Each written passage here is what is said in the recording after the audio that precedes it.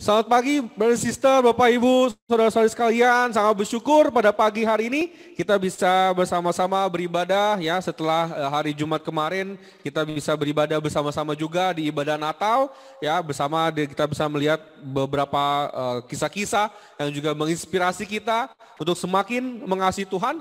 Dan hari ini juga kita akan belajar bersama-sama dari firman Tuhan dengan tema yang sama tentang Yesus adalah Raja.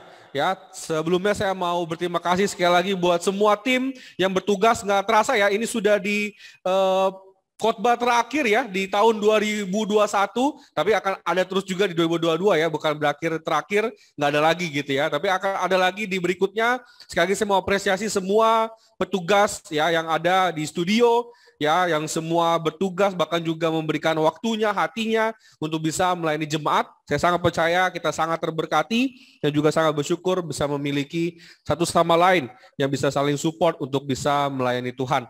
Dan juga saya mau mengucapkan selamat ulang tahun ya buat Ibu Gembala kita ya, Kak Dame, ya, bagaimana hatinya, kasihnya, bahkan menjadi saksi hidup juga ya, bagaimana saya dan juga Uli bisa sampai jadi bahkan menikah. Ya, itu semua betul-betul saya bisa merasakan kasihnya dan bahkan hati dari Kak Dame. Bahkan seharusnya saya nggak panggil Kak Dame ya. Kalau secara alat Batak saya selalu panggil Aturang. Ya, itu saya sangat appreciate dan bahkan juga sangat bersyukur bisa memiliki Kak Dame di dalam hidup saya. Amin. Kita akan masuk ke dalam khotbah, tapi sebelumnya mari kita bersatu di dalam doa. Bapa dalam surga, kami sangat bersyukur untuk kebaikan Engkau, untuk kita bisa sama-sama di penghujung tahun Tuhan. Kami sangat bersyukur bisa melihat pekerjaan Engkau Tuhan, bahkan juga penyertaan Engkau dalam hidup kami. Kami tidak bisa hidup tanpa Engkau, bahkan kami percaya juga Tuhan, di dalam kehidupan kami betul-betul harus bergantung kepada Engkau, karena itulah yang menjadi satu-satunya pengharapan di dalam hidup kami. Dunia bisa mengecewakan, manusia bisa mengecewakan, tapi Engkau Tuhan adalah Tuhan yang penuh kasih, bahkan juga terus menuntun kami dari awal tahun bahkan hingga akhir ini Tuhan. Bahkan dari awal pandemi di 2020, Engkau terus menyertai kami. Saya tahu banyak hal yang terjadi Tuhan, segala dampaknya Tuhan, tapi kami percaya bahwa Engkau adalah Raja yang terus menjadi raja dan segala raja di dalam hati kami, di dalam hidup kami. Dan kami percaya itu. Tuhan bantu kami hari ini, untuk kami belajar lagi kembali dari firman Kau. Biarkan Roh Kudus menyertai hati kami semua, dan kami pun bisa sama-sama belajar hari ini. Dan biarkan Roh Kudus juga menyertai hamba-Mu untuk bisa menyampaikan hanya kebenaran dari firman-Mu saja. Di dalam Yesus kami berdoa dan mengucap syukur. Amin. Oke, sekali lagi selamat pagi semuanya, happy bisa berkumpul sama-sama. Sekali lagi selamat Natal buat kita semua. Hari ini kita akan melanjutkan di khotbah terakhir, yaitu adalah Yesus adalah Raja. Ya, kalau kita udah baca buku Daniel kemarin, bahkan juga terakhir dari Bang John ya di beberapa minggu lalu tentang bagaimana kita mengenal Tuhan kita, yaitu adalah Raja di atas segala raja. Hari ini kita akan melihat dari satu perspektif dari buku Matius tentang Yesus adalah Raja. Ya, saya sedikit kasih background-nya. Bagaimana 4 Injil kita tahu ada Matius, Markus, Lukas, dan Yohanes. Itu menggambarkan tentang beberapa hal yang berbeda. Di buku Matius yang hari ini kita akan belajar bagaimana kita akan melihat bagaimana Yesus dipresentasikan sebagai Raja. Dan inilah kita akan sama-sama fokus dan belajar, karena ada masa kita bisa melihat Yesus hanya sebagai manusia saja.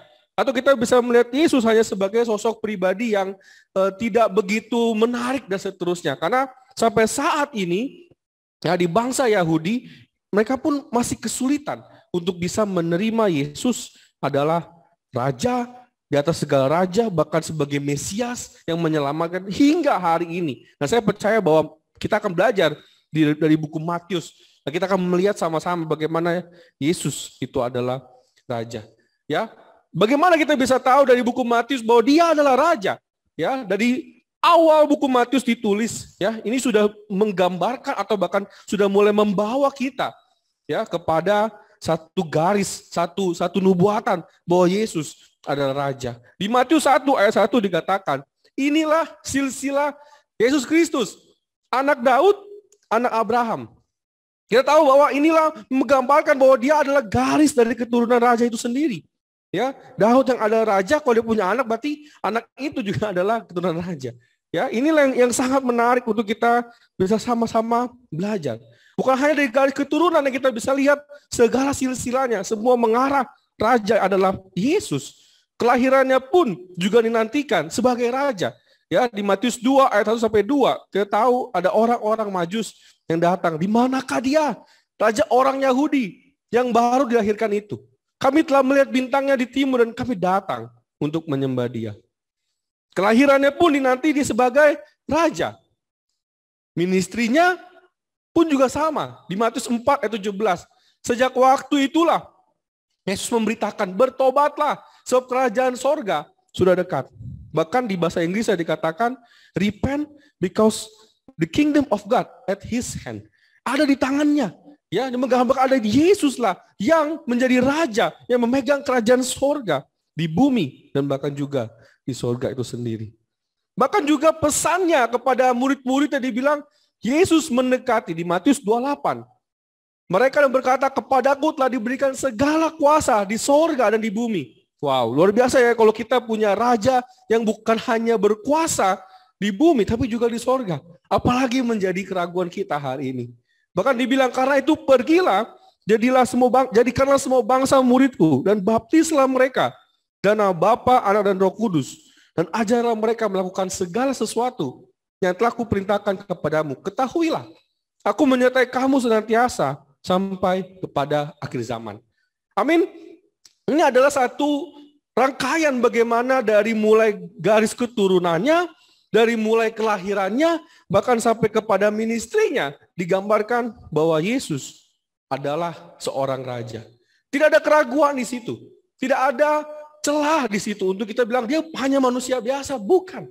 Tetapi ada banyak hal yang hari ini kita mau sama-sama belajar. Mungkin juga ada dari segala keyakinan kita, meyakini bahwa dia adalah raja. Tapi juga ada satu sisi di mana bisa ada miskonsepsi. Bisa ada kenegatifan atau mungkin ada motivasi yang salah ketika kita menyembah dia, kita ikut dia, atau bahkan kita mengakui dia sebagai raja. Ini beberapa motivasi yang salah ketika kita melihat bahwa dia adalah raja. Pertama, di Matius 13 ayat 55 dikatakan, ya ketika Yesus lagi mau buat mukjizat ya, dibilang, bukankah ia ini anak tukang kayu? Bukankah ibunya bernama Maria dan saudara-saudaranya Yakobus, Yusuf, Simon, dan Yudas? Apa maksudnya dari perspektif yang salah ini? Karena kita bisa melihat Yesus raja, yes. Tetapi ada beberapa juga keraguan kita. Kan dia kan cuma anak tukang kayu. Kita ngebayanginnya raja itu ya lahir di tempat raja, di tempat yang mewah, semuanya serba ada, semuanya serba glamor, ya bahkan terkenal dan seterusnya. Tetapi dia hanya anak tukang kayu. Ya, kita bisa tahu bahwa dia raja, tetapi ada satu sisi juga ada keraguan kita. Ini beberapa hal miskonsepsi atau hal-hal yang mungkin kita bisa juga pikirkan. Yesus mah emang gak hebat-hebat banget. Ya, dan akhirnya kita makin tidak meyakini bahwa Yesus adalah raja. Atau bahkan Yesus adalah raja, tetapi action kita, hidup kita seolah-olah dia hanya orang biasa. Ya, maka tidak terjadi mukjizat di Matius 13 ini. Ya, di Matius 8 ayat 9 sampai 20 juga dikatakan seperti ini. Lalu datanglah seorang ahli Taurat dan berkata kepadanya, ini ayat yang terkenal ya, yang kita juga pernah tahu dan bahkan juga kita pernah dalami. Guru, aku akan mengikut engkau kemana saja engkau pergi. Wah, kayaknya keren. Tapi Yesus tahu apa yang dalam hati dari ahli Taurat ini. Dikatakan, serigala mempunyai liang dan burung mempunyai sarang. Tetapi anak manusia tidak mempunyai tempat untuk meletakkan kepalanya. Dia berpikir bahwa kalau saya ikut raja ini nih, saya bisa nyaman. Kalau saya ikut raja ini, saya bisa makin terkenal. Karena kita tahu ketika mulai perjalanan Yesus, ahli Taurat, orang Farisi kaget. Kok saya selama ini yang ikut gak segini banyak, kok dia sampai berbondong-bondong, mereka sampai sebegitu banyaknya mengurumuni Yesus, kok saya enggak, saya mau coba deh. Dan dikatakan, jangan salah motivasi. Ayo ikut saya silakan. Saya nggak pernah larang orang ikut saya. Tetapi ada hal yang kita perlu tahu atau kamu perlu tahu bahwa serigala punya liang, burung punya sarang, tetapi anak manusia tidak punya tempat untuk meletakkan kepala. Untuk nyaman tidak ada di sana. Karena kita mau ikut Yesus hanya untuk mau nyamannya. Kita mau ikut raja ini karena wah dia raja ya. Berarti kalau saya ikut dia pasti semua terprovide dan segala macam.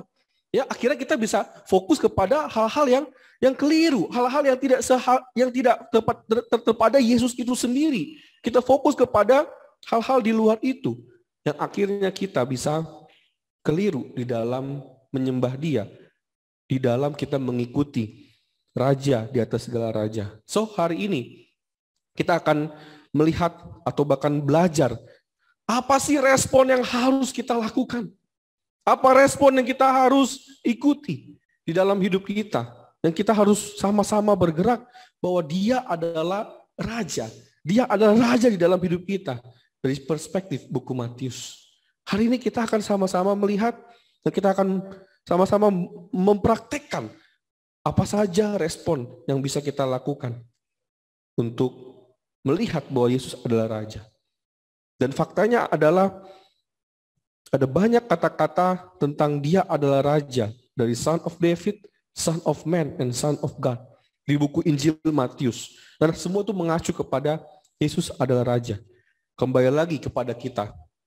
Apakah respon kita hari ini benar melihat bahwa Yesus adalah raja dan kita hidupi juga sebagai anak dari raja itu sendiri? Atau kita malah sembarangan hidup kita di dalam merespon itu? Amin. Kita akan belajar sama-sama. Ya, di Matius 2 ayat 10 sampai 11 dikatakan, ketika mereka melihat bintang itu, sangat bersukacitalah mereka. Ini adalah kisah tentang orang Majus. Kita tahu itu. Maka masuklah mereka ke dalam rumah itu dan melihat anak itu bersama Maria, ibunya, lalu sujud menyembah Dia. Mereka pun membuka tempat harta bendanya dan mempersembahkan persembahan kepadanya, yaitu emas, kemenyan, dan mur. Kita tahu bahwa ketika orang Majus ini melihat sang raja ini, respon dia adalah dia tinggalkan. Dia langsung bergerak. Untuk apa? Untuk mendatangi sang raja ini. Lalu bukan hanya mendatangi, tetapi dia menyembah Dia. Bahkan juga dia mempersembahkan yang terbaik pada saat itu. Yang kemungkinan besar itu juga dikasih kalau bertemu dengan raja-raja yang lain. Bahkan lebih mewah, lebih berkelas. Kenapa? Karena dia tahu bahwa ini adalah raja di atas segala raja. Hari ini ketika kita tahu bahwa Yesus adalah raja, apakah sikap kita, respon kita juga seperti ini? Atau kita bisa salah tangkap, oh dia Yesus yang raja. Tetapi kita tidak lakukan action sebagaimana mestinya.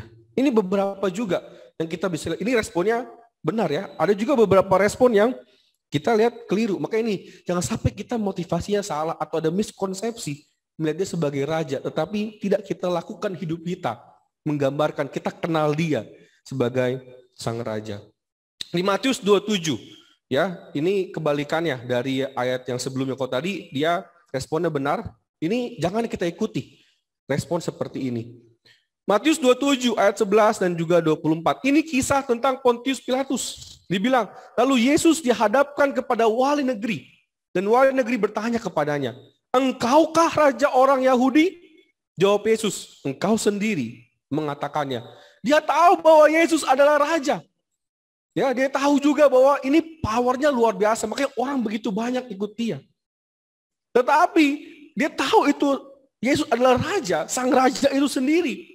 Tetapi di ayat 24 menarik.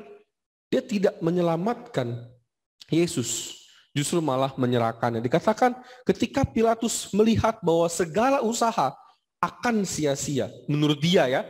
Malah sudah mulai timbul kekacauan. Ia mengambil air dan membasuh tangannya di hadapan orang banyak dan berkata, aku tidak bersalah terhadap darah orang ini. Itu urusan kamu sendiri. Wah.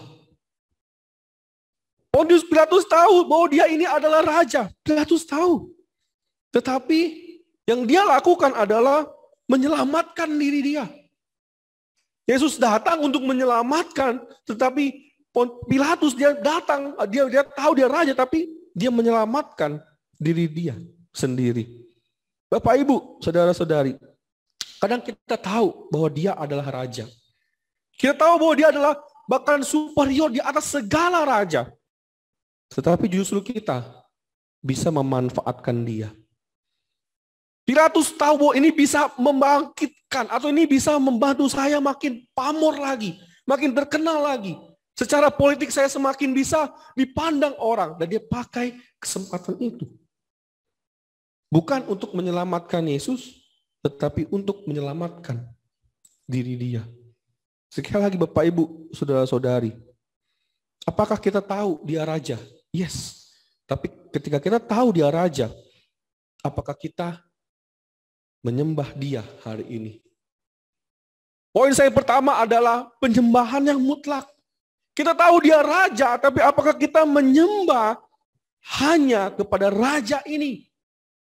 Bukan untuk ada kepentingan lain. Bukan hanya untuk keselamatan diri kita. Atau untuk fokus kepada karir kita, kehidupan kita. Tetapi betul-betul menyembah dia sebagai raja. Menyembah secara mutlak. Maksudnya adalah yang mutlak cuma Yesus. Bukan menyembah karena ada embel-embel, tapi menyembah karena ada Yesus itu sendiri. Yang adalah raja. Hari ini, Bapak Ibu, saudara-saudari, apa kita sedang menyembah Tuhan?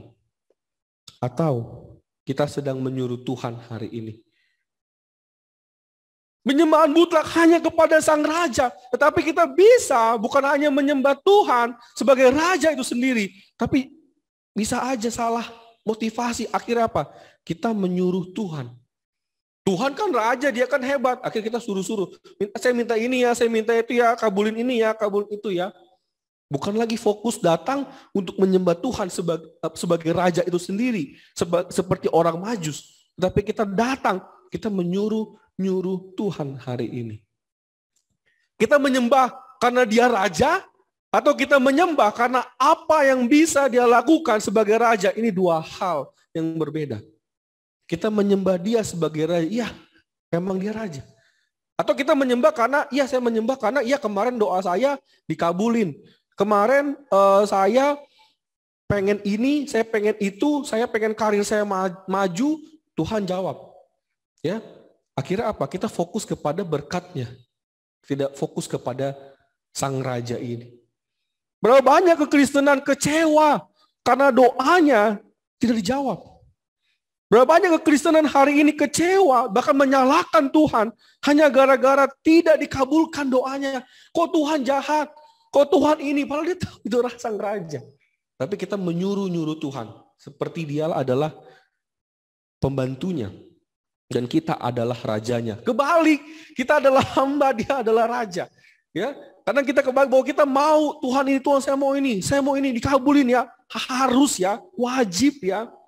Dan ketika tidak terjadi, berubah. Sang raja berubah jadi orang jahat. Pernah ya, saya juga pernah di posisi seperti itu. Ketika tidak terkabul keinginan, atau bahkan doa belum terjawab, kita menyalahkan Tuhan. Tuhan jahat. Tuhan gak adil. Tuhan itu gak sense orangnya, gak sensitif orangnya. Tuhan tuh lambat. Akhirnya gelarnya sang raja berubah. Jadi Tuhan yang lambat. Jadi Yesus yang pemarah. Jadi Yesus yang pelit. Jadi Yesus yang tidak tepati janji. Hanya gara-gara mungkin hari ini doa kita belum dijawab. Satu hal aja. Ya, karena doa mungkin kita belum dijawab. Atau mungkin karena kok hidup murid tidak seperti ini. Kita berubah. Sang raja ini menjadi versinya kita. Bapak Ibu, saudara-saudari. Dia adalah raja dari dulu, sekarang, dan sampai selama-lamanya. Amin. Hari ini kita perlu cek diri kita. Apakah kitanya yang menjadi raja? Atau tetap Yesus adalah raja? Kita memaksa Tuhan untuk melakukan apa yang kita pikirkan harus terjadi. Untuk kepentingan kita. Padahal kita tahu dia yang adalah rajanya. Seharusnya kita yang datang untuk menyembah dia. Kita datang untuk bahkan berlutut untuk Tuhan. Saya mau doa ini terkabul, tapi sekehendak Engkau ya. Bukan berarti kita suruh-suruh Tuhan semaunya kita. Dan membalikan keadaan bahwa kitalah yang menjadi Tuhannya. Bapak Ibu, saudara-saudari. Apakah kita masih menyembah Tuhan hari ini? Atau hari ini kita sedang menjadi Tuhannya hari ini? Ini dua hal yang berbeda. Dan kita perlu sama-sama berjuang sebagai seorang murid Yesus untuk terus menyembah Tuhan. Kita belajar dari tadi orang Majus. Dia datang melihat sang bayi ini, dia bilang, saya menyembah dia. Saya sujud menyembah sang raja ini. Bahkan dia kasih persembahan terbaik. Hari ini, Bapak Ibu, apakah juga kita sudah memberikan persembahan yang terbaik kepada Tuhan? Oh sudah bro, saya udah kasih persembahan minggu. Saya sudah kasih perpuluhan. Bukan itu. Yang kita lebih fokuskan adalah apakah kita sudah berikan persembahan yang terbaik, yaitu adalah diri kita sendiri. Dalam melayani Tuhan. Dalam kita memuji Tuhan. Dalam kita juga bersekutu, hidup sebagai murid Yesus yang setia. Apakah kita sudah berikan yang terbaik? Itu hal yang simpel saja dulu. Ya, nggak perlu jauh kemana-mana.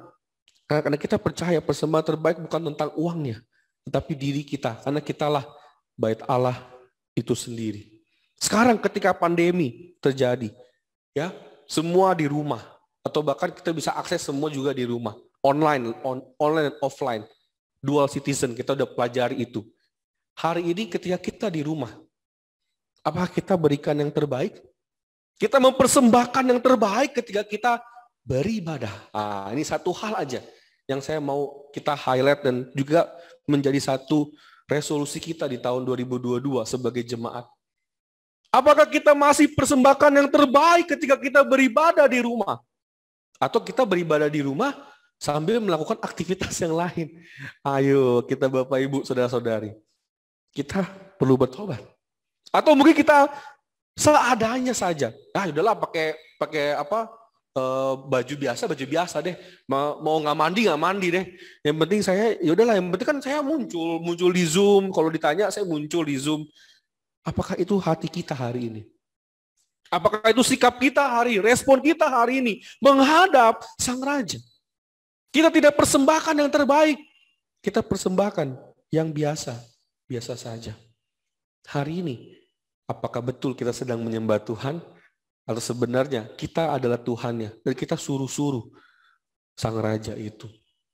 Bapak Ibu, mari kita persembahkan yang terbaik. Mau di studio kita beribadah, mau kita di rumah. Kalau kita tahu konsepnya bahwa dia adalah Raja, tidak mungkin kita menyembah dia dengan biasa-biasa. Tidak mungkin kita mempersembahkan yang setengah-setengah kepada dia. Karena dia pun sudah berikan yang terbaik buat hidup kita. Amin. Bapak Ibu, Saudara-saudari, poin yang pertama, penyembahan yang mutlak. Yang kedua, kita akan belajar apa respon kita kalau kita tahu bahwa dia adalah Sang Raja. Jangan sampai kita salah motivasi atau miskonsepsi. Di Matius 3 ayat 14 sampai 15. Tetapi Yohanes mencegah dia, katanya, akulah yang perlu dibaptis olehmu dan engkau yang datang kepadaku. Lalu Yesus menjawab, katanya kepadanya, biarlah hal itu terjadi, karena demikianlah sepatutnya kita menggenapkan seluruh kehendak Allah. Ada 9 kali kurang lebih berbicara di buku Matius dibilang supaya tergenapi kehendak Allah. Dan setiap orang yang mendengar itu dikatakan, ini salah satu contoh adalah Yohanes. Yohanes pun menurutinya.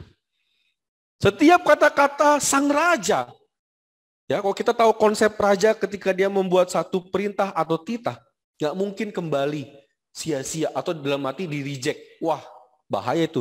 Kita bisa contoh juga paling simpel seperti yang kita baca di buku Daniel. Ketika Nebukadnezar bilang, sembah saya ya. Ketika Sadrak, Mesak, Abednego tidak menyembah, apa yang terjadi? Dimasukkan ke dalam api. Itu kira-kira sebegitu ngerinya ketika tidak diikuti, dituruti permintaan atau perkataan dari Sang Raja. Ya. Nah, ini menarik kalau kita baca di Matius 19. Ini ada tadi motivasinya yang salah. Ya, di Matius 19 ayat 20 sampai 22. Berbicara tentang orang muda. Kata orang muda itu kepadanya, semua itu telah kuturuti, apalagi yang masih kurang? Kata Yesus kepadanya, jikalau engkau hendak sempurna, pergilah, jualah segala milikmu dan berikanlah itu kepada orang-orang miskin. maka engkau akan beroleh harta di sorga. Wow, mantap ya, harta yang di sorga, bukan hanya di bumi. Kemudian datanglah kemari dan ikutlah aku. Tapi inilah respon dari anak muda itu. Ketika orang muda itu mendengar perkataan itu, pergilah ia dengan sedih, sebab banyak hartanya. Amin. Ketika kita mungkin nggak punya banyak harta, ya bersyukur aja. Ya, ketika banyak harta pun pusing juga. Ya, jadi kita bersyukur apa yang kita punya hari ini. Tapi kalau kita kembali kepada konteksnya, kita bisa lihat bagaimana dia tahu, ya orang muda ini pengen ikut, tetapi ada hal yang dia tidak mau obey sepenuhnya, tidak mau taat sepenuhnya. Ada hal yang masih kurang dan dia bilang, satu lagi mau gak? Ya, nyata ini. Saya nggak ikut nih. Dan bahkan dia pergi dengan sedih. Bukan dengan dia harus merefleksikan diri atau apa, dia pergi dengan sedih, dengan ya kok begini ya ikut Tuhan. Kok harus lepaskan seperti ini?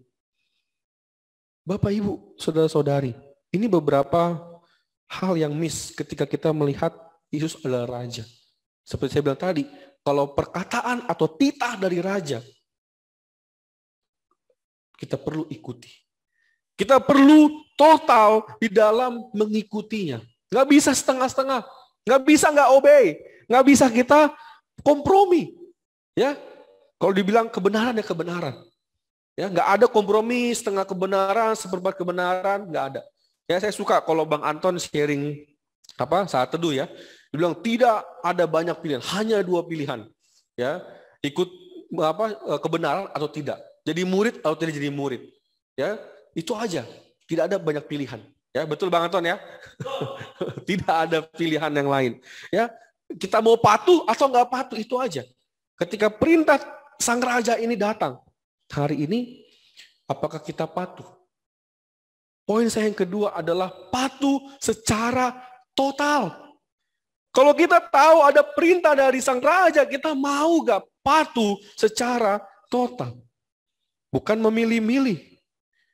Bukan sekehendak yang kita mau saja. Tetapi betul-betul secara total kita mau ikut perkataan Tuhan.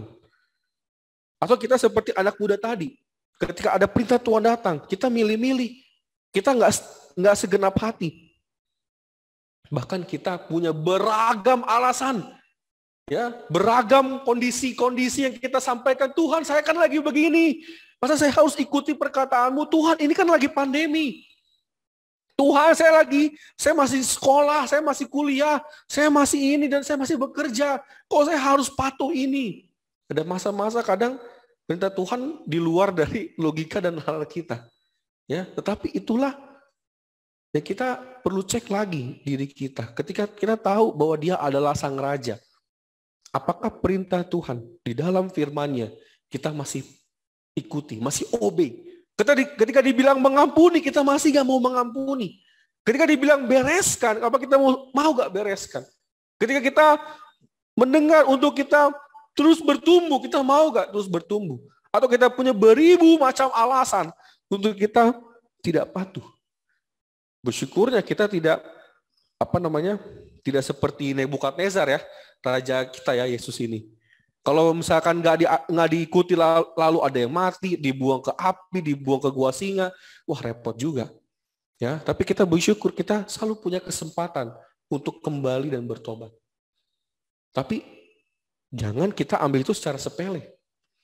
Bapak, Ibu, saudara-saudari, ketika perintah Tuhan datang, ketika kata-kata Tuhan datang, kita mau terima nggak? Sama seperti ya setiap firman itu tidak akan gugur dalam hidup kita. Kita menyambutnya dengan sukacita atau dengan duka cita hari ini. Kita mengikuti perintahnya karena Dia Raja. Dia tahu yang terbaik untuk hidup kita. Dia tidak asal perintah seperti manusia biasa, mungkin seperti saya, mungkin bisa salah dalam persepsi. Mungkin saya bisa salah dalam pandangan. Tetapi Dia adalah Sang Raja yang melihat kita ya dari surga. Apakah kita mau ikuti setiap perintah Dia? Paling simpel dari firman Tuhan. Kita masih gak merespon itu dengan sukacita firman Tuhan? Amin. Saya mau berjuang walaupun gak gampang. Saya mau berjuang ikuti. Atau kita udah Ya, firman Tuhan ini lagi muncul. Duka cita kita. Seperti anak muda tadi. Ya, kita punya berbagai macam problema, tapi ketika firman Tuhan datang, kita sambut gak dengan sukacita? Atau dengan duka cita? Hari ini, kita bisa obey sama guru. Ini bagi pelajar ya. Kenapa? Karena guru pegang nilai kita. Ya, kita tahu anak sekolah maupun kampus kita bisa sampai begitu obey kepada dosen kita, minta ini ya, nanti kau buat ini ya, kau buat itu ya, kita begitu obey. Kenapa? Iya ya, nilai saya dipegang sama dia. Bagi pekerja, kita bisa obey sama bos, betul ya. Kenapa? Karena dia pegang gaji kita.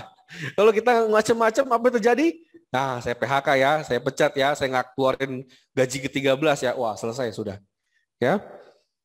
Tapi pertanyaannya hari ini, sama sang raja yang pegang hidup kita secara keseluruhan, apa respon kita hari ini? Kita obey atau kita malah makin ngelunjak? Atau kita makin menjauh dari perintah Tuhan? Kenapa? Karena kita merasa dia tidak pegang secara keseluruhan. Karena dia bukan raja. Dia raja yang pegang segala kendali dalam hidup kita. Segala raja yang jahat aja bisa dia sikat. Ya, itulah bukti kekuasaan dia. Bukti hebatnya dia. Kalau kita sama orang yang di dunia saja, kita bisa obey. Karena tadi dia pegang nilai lah, dia pegang mungkin gaji kita, dia pegang apa rahasia kita atau apa. Kita bisa obey, kita bisa kayak manut, bisa ikut. Tetapi kepada Tuhan yang memegang hidup kita, kenapa begitu sulit? Kenapa kita banyak kompromi? Kenapa kita banyak kecewanya? Kenapa kita banyak menghindar dari firman Tuhan? Kenapa kita makin banyak akhirnya menolak firman Tuhan? Saya nggak mau firman Tuhan yang ini. Saya mau ini aja. Lah, emang bisa kayak contoh kita bekerja, ya? Kita obey sama bos. Bos saya mau ini yang ini aja. Ya selesai gaji kita. Bisa dipotong, bisa diapa-apain, kita nggak tahu. Nggak bisa kan kita. Ya saya juga dulu bekerja. Saya bisa merasakan kalau misalkan saya nggak obey, wah bisa dipotong.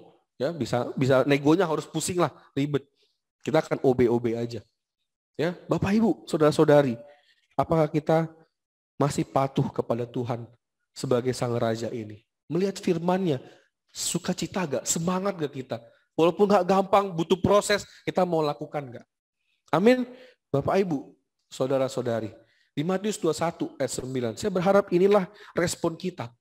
Ya, dengan penyembahan yang total, dengan kepatuhan yang total juga, ya. Pada akhirnya kita mau menyambut dia sebagai sang raja, ya, dan orang banyak yang berjalan depan Yesus dan yang mengikutinya dari belakang berseru katanya, Hosana bagi anak Daud, diberkatilah dia yang datang dalam nama Tuhan, Hosana di tempat yang maha tinggi. Inilah saudara respon kita untuk kita menyembah dia. Bahkan kalau kita melihat lagi versi asli dari kata-kata Hosana bagi anak Daud, ini bukan hanya Hosana memuji, tetapi dia mau katakan save us, ya, selamatkan saya. Saya mau bergantung kepada Tuhan. Saya nggak ada lagi tempat mengharap. Saya hanya kepada sang raja ini. Nggak ada yang lain. That's the means of Hosana. Bukan tentang Hosana, Hosana, tapi selamatkan saya. Hanya Engkaulah harapan saya. Hari ini, apakah respon kita seperti ini? Atau kita punya respon yang berbeda? Atau kita menjadi rajanya hari ini? 2 poin hari ini yang kita mau ambil secara serius. Mari menyembah dia. Kalau dia adalah raja kita, mari kita mematuhi perintahnya. Ya. Dan kita akan sama-sama punya kehidupan yang terus bertumbuh. Di tahun ini, mengakhiri tahun ini, bahkan juga menuju tahun 2022. Saya mengucapkan ya selamat Natal mewakili Jemaat Depok dan juga Bogor. Merry Christmas buat semuanya dan sampai jumpa di tahun 2022. Amin. Mari kita bersatu di dalam doa. Bapa dalam surga, kami memuji Engkau. Kami mau menyembah Engkau. Kami mau mematuhi Engkau akan setiap hal Tuhan di dalam hidup kami. Kami percaya bahwa itu adalah Engkau. Karena Engkaulah sang raja itu. Tuhan, kami kadang bisa salah dalam menyembah Engkau. Kadang kami bisa salah motivasi juga untuk mengikuti Engkau. Kadang kami ikut hanya untuk kepentingan diri kami. Kadang kami ikut hanya untuk kepuasan diri kami. Kadang kami mengikut Engkau Karena ada berkat-berkat yang kami bisa dapatkan. Sehingga kami kehilangan satu momen. Kami kehilangan sosok terbaiknya, yaitu adalah Engkau sendiri yang adalah Sang Raja. Sehingga ketika kami salah motivasi, apa yang kami lakukan pun juga keliru. Apa yang kami lakukan pun dilihat orang juga seperti bukan Yesus Rajanya. Tapi kami bersyukur bisa melihat dari firman Engkau, dari buku Matius, yang menggambarkan, mempresentasikan bahwa Engkau adalah Raja. Betul Tuhan bahwa Engkau adalah Raja. Tidak ada keraguan. Tapi bantu kami merespon dengan benar kalau Engkau betul-betul adalah Raja itu sendiri. Terima kasih Bapak. Biarkan firman-Mu terus menjadi sukacita bagi hidup kami. Bahkan sertai jemaat-Mu Tuhan di Depok dan di Bogor untuk di tahun-tahun berikutnya, terutama di tahun 2022. Kami nggak tahu apa yang terjadi Tuhan. Mungkin pandemi seolah-olah sedang memegang hidup kami, tapi kami percaya ada yang memegang hidup kami lebih erat, bahkan yang lebih berkuasa, yaitu adalah Engkau itu sendiri. Bantu kami sekali lagi untuk terus berpegang kepada Engkau, dan kami siap menyambut tahun 2022 dengan hati yang benar, dengan iman yang kuat, dengan pengharapan yang hanya kepada yang kekal, yaitu Engkau itu sendiri. Terima kasih Bapak, di dalam Yesus kami berdoa, mengucap syukur. Amin.